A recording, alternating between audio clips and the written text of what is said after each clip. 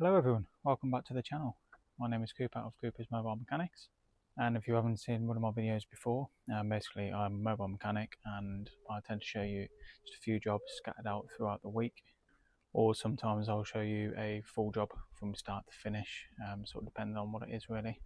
So if that sounds like something that you're interested in watching, if you haven't subscribed already, please hit the subscribe button for more content like it. First job we got this morning is a Kia Picanto. We've got service, and then we've got a couple of other bits to do. So the car is 10 years old, so it's got the oil and filter with the pollen filter. They're due every year, and then spark plugs, they're due every 10 years. So it's getting its first spark plug change. The air filter we're not doing this year because that's due every 3 years, so that should have been done last year.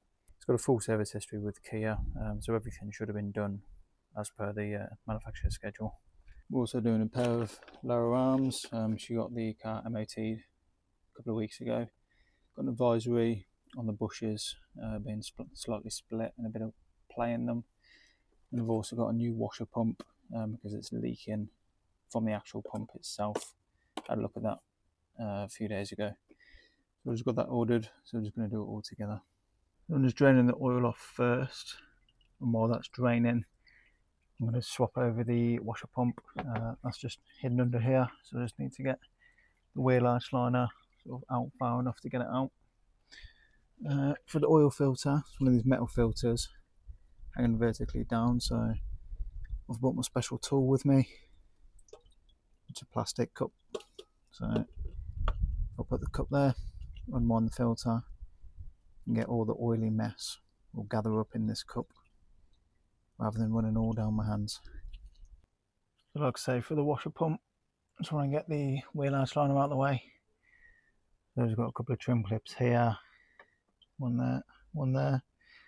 They're like little screws that go inside a trim clip, so you basically just get a screwdriver in there, wind it out, and then you can get a little trim clip tool, pop those out.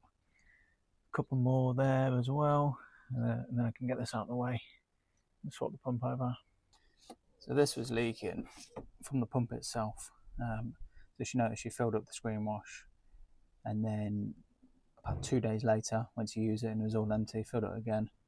Same thing happened. So come and have a look. I'm not going to fill it up and show you just because it'll be a waste of time, but it was leaking from around here. See that crack on there on the pump where the pipe goes in? That's where it was leaking from. So essentially this bit there, this is the new pump obviously, but that's where it was cracked. So nice quick simple swap over. That's the new one in.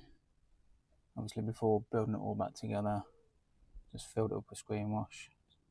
Going to leave it for 10 minutes, make sure it doesn't leak, and then obviously test the washers as well, make sure they work just in case you get a faulty new pump. You never know. So I said it's got full dealer history. This is the pollen filter. It should be changed. Every oil change is the schedule. I can guarantee you that has not been changed. Maybe ever. Definitely not every year.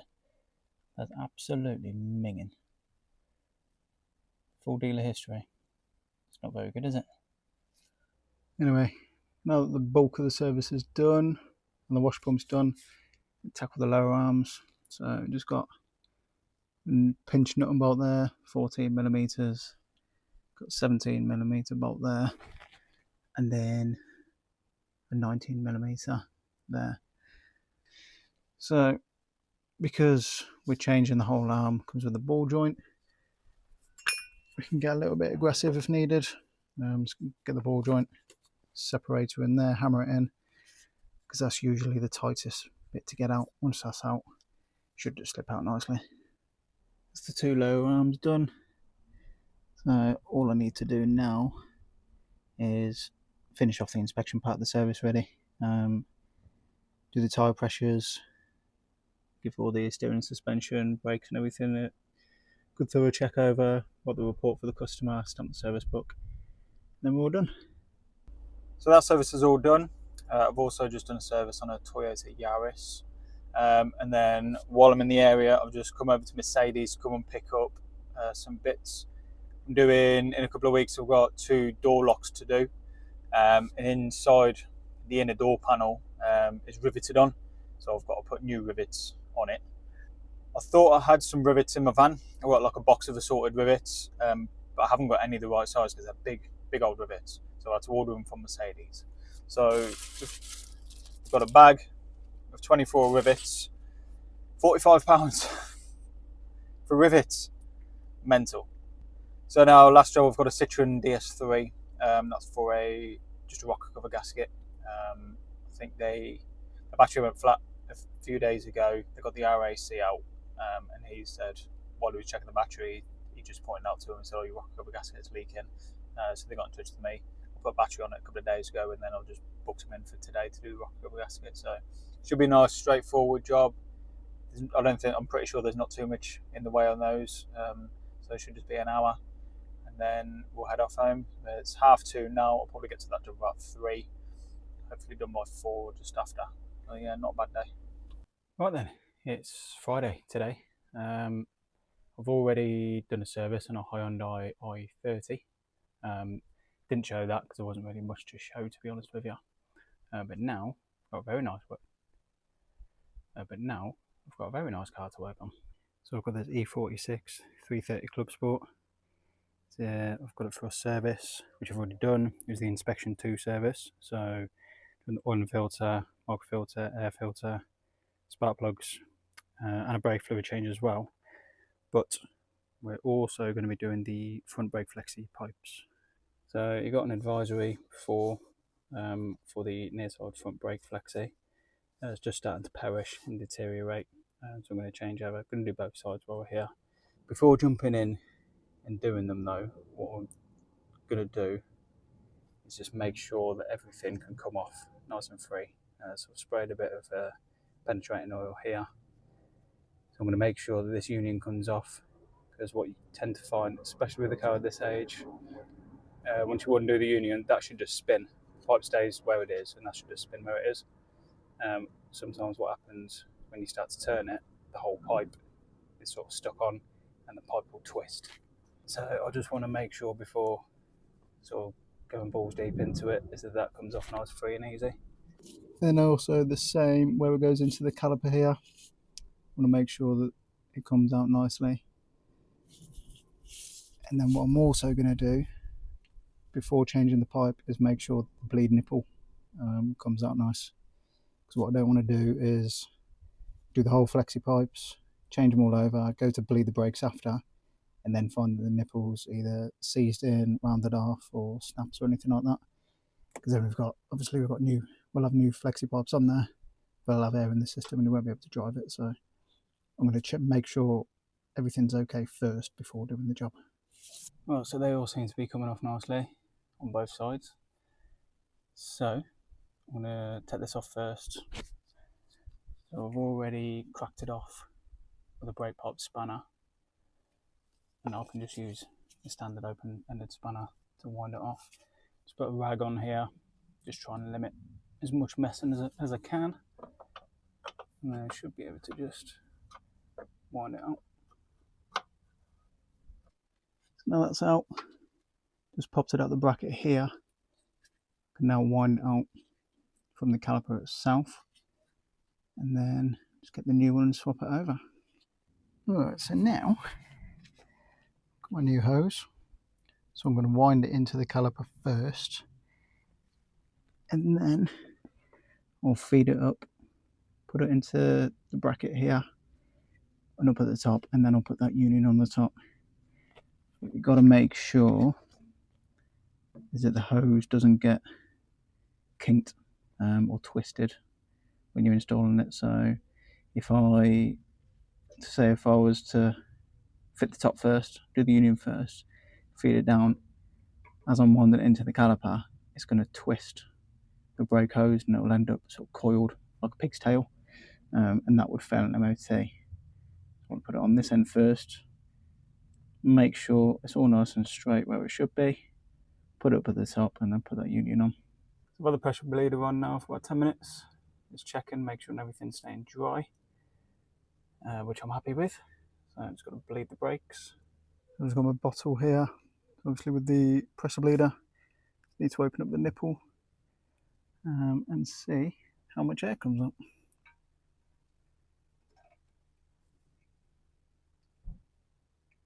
There we go.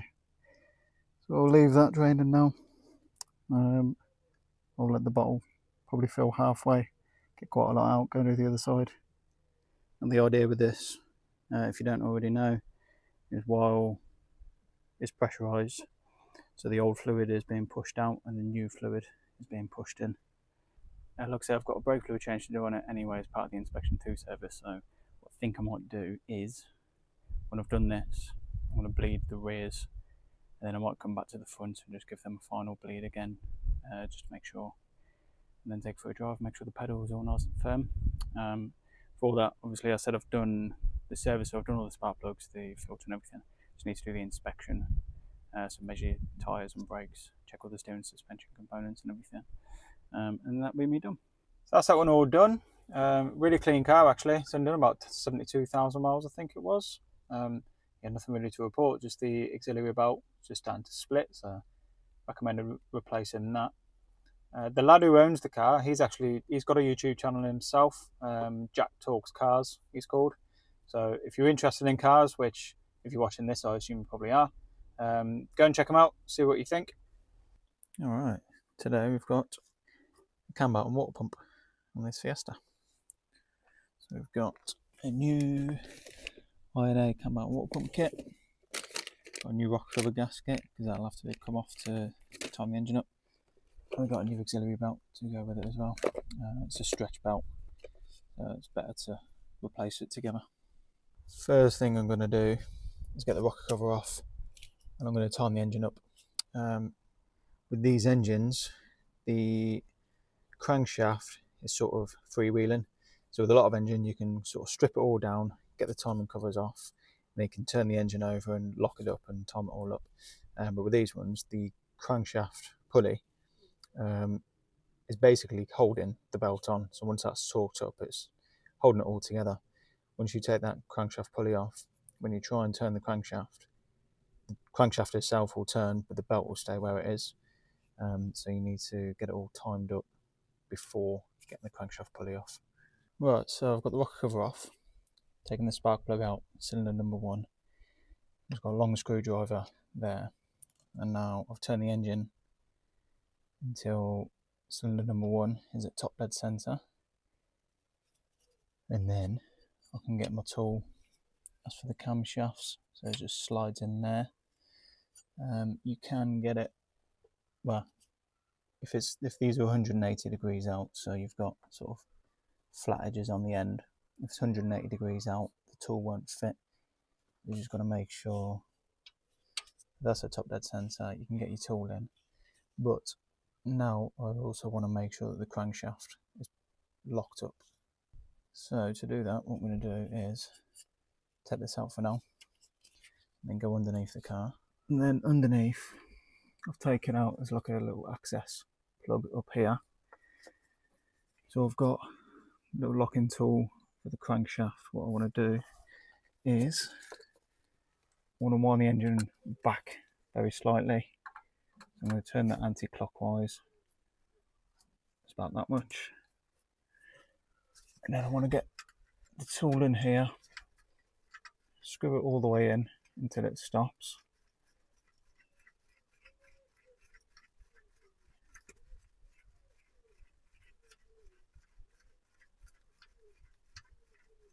Like that. And if I turn the engine, you hear that, so that's now crankshaft is butted up against the locking tool there. Now hopefully I should still be able to get this tool in there nicely, which I can. So now I know it's all timed up properly, it's all locked up, it shouldn't go anywhere, so I'll start getting the belt off. Right, now that's all out, detension, under the tensioner, tight, and then can detension the belt and get it off and get it all swapped over. And that's the new belt water pump tensioner in. So the tensioner is just a sort of self tensioner. It's got a pin. So once you've got the belt and everything in, got it all torqued up, just pull the pin out and it sort of tensions itself. So now that's in, I can build it all together. Check the timing afterwards, make sure it's still timed up. Obviously, like I say, with the crank pulley sort of being a bit freewheeling, you can move that on its own. I just want to do the same before, so just make sure it can butt up against the tool, make sure the camshafts can get locked up, and then I can fill it all with coolant and get it all bled up. Alright, next up, I've got a Citroen C4, which has got a leaking radiator. You can just see there. So, pretty straightforward. Guy sent me a picture, so I just got a new radiator bottle with me, and we'll get it swapped over. So, in order to do that, just need to get the front bumper off, and then get the fan, pull that out of the way, and then obviously disconnect the radiator hoses. It should just lift up from the top. So obviously the first thing we want to do as we're changing the radiator, I'm going to drop this coolant hose, get all the coolant drain out of it. So for that, I've got my trusty coolant hose clamps that I showed you on a previous video. Really good tool, perfect for the job really. So now getting the bumper off, basically just had to disconnect the bonnet cable from the top part of the bumper, taking these screws out, 4 screws there, taking off the daytime running lights. There's just 2 10mm bolts, one there and then one there. I've just left them connected and set them out of the way. Then underneath there's a couple of 10mm along here, wheel arch liner or sort of semi taken out, along with the side trim here, and then you should just be able to pull on both sides, pull there, and the bumper should come out. Now it's got the fan to take out, so I'm going to take this top radiator pipe off because I'll get it off anyway to change the radiator. Got a little 10mm screw there, I think there's another one under there, and then I've just got the connectors to get off, and then it's sort of slotted down at the bottom, so I've just got to lift it up. Not sure if we've got enough room to lift it up this way. I might just have to drop it down the bottom way. I'll figure that out. So obviously I've got the front end off, got the fan out now. Just looking at it's the aircon condenser that sits in front of the radiator. That's in a bad way, isn't it? It's just completely collapsed. So I'll recommend that to the customer. I'll show him. Just let him know, obviously, at some point. Well, I assume the aircon's probably not working, or if it is, probably won't be working for much longer. That really could do with replacing. And there we have the old radiator out. So this is the top. So it had these sitting on top like that. They basically slot in here. So you just take a little T20 screw, take that out of the middle. Got these little tabs, squeeze those. So you push the top outwards, and then at the bottom, it's just sitting in little bungs there. So sort of push the top forward, lift it, and then it all drop down from the bottom. There's more room under there than I thought, to be honest. Slipped out quite nicely. So yeah, just got the new one, and then obviously I'll get it all in. I'll have to swap over that and that bung, or grommets I should say. Swap these over, and then just build it all together really. What I was saying about the condenser, I think I was being a bit blind on first look, wasn't I? That crash bar, that's brand new. Well, not brand new, but it is new. So I think this has obviously had a shunt at some point, hasn't it? That's been replaced. That probably should have been replaced, but it hasn't. And it might be a reason why the radiator was leaking as well, because if the radiator got knocked back, so it's just there in that top corner, would have got pushed back behind there. That's where your turbo and your cat is. So it probably got pushed into there. Got a little hole in it and caused it to leak. Yeah, I think I'll recommend getting a new condenser at some point. That's the new radiator. Just before putting it in, particularly with something like this, because they are fairly fragile. Now, if I ran my finger along there, you would see a mark. So before fitting it, I always just double check. I just think it's best practice just to double check, make sure there's no dents or marks or cracks or anything like that, because like I say, they're fragile. It's only in a cardboard box, so anything can happen in transit, can't it? But this one looks pretty mint, to be fair. Right, so that's that one all done. All went nice and smoothly, to be fair. The customer is a subscriber to the channel. He got in touch with me. I think he's been watching a few videos, so he got in touch. While I was there, he's also said, so obviously it's got the 1.2 wet belt engine, and he's got the engine management lights been coming on, and it's got a fault for the intake dephaser, which is the same as the video I put up a couple of weeks ago, maybe, where I did the wet belt, and the dephaser on that particular one was all blocked up from the belt. So had a look. He's actually had the belt has been replaced before. Before we bought it, someone's replaced it. So I had a look, just double check the belt, because you can see it when you take the oil cap off. That looks fine. It is a new belt. So I said, while I'm here, I'll take the dephaser out and just have a look and see if it is all sort of blocked up from previously. Maybe it didn't get cleaned up. But I took it out and it was clean as a whistle, to be fair. I checked both of them, the intake and the exhaust.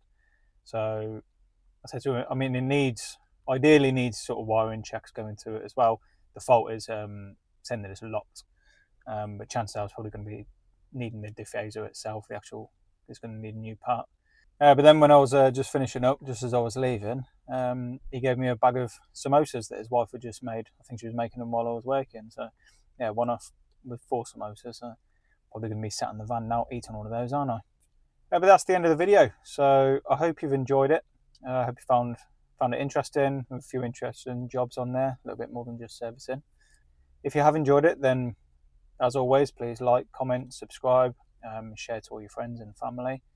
But yeah, thank you very much for watching, and I'll see you on the next one.